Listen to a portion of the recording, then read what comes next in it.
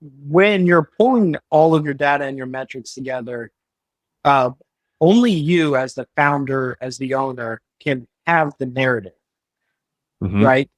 And if you present data to people without a narrative, without a context, they'll come up with their own narrative.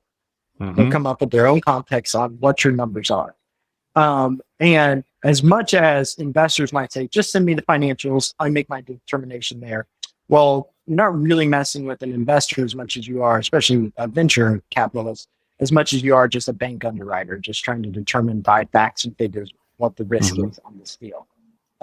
So you have to be very careful about what data you give to people because numbers don't interpret themselves.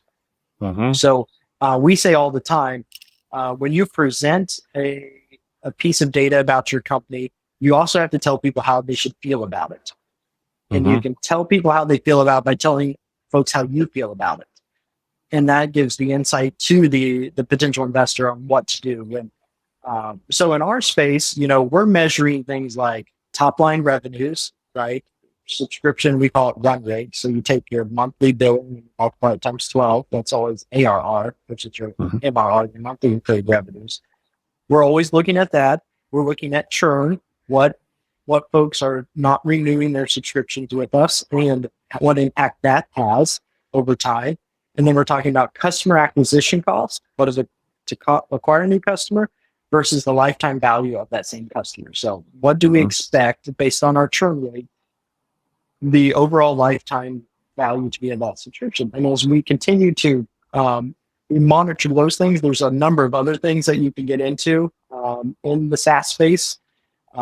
If anything, SaaS is a metric driven industry.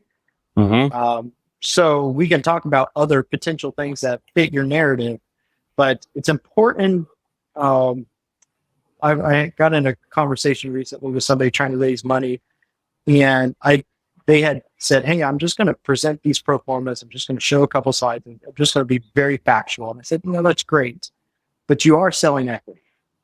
Yep. You are out there presenting a story, and these investors have an infinite number of places they can put resources, and they're Mm-hmm. interested in this high risk, high return segment of startup investing in our case.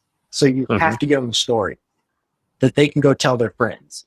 And then once they have that story, then you back it up with the numbers. So people will make their decision emotionally and justify it rationally.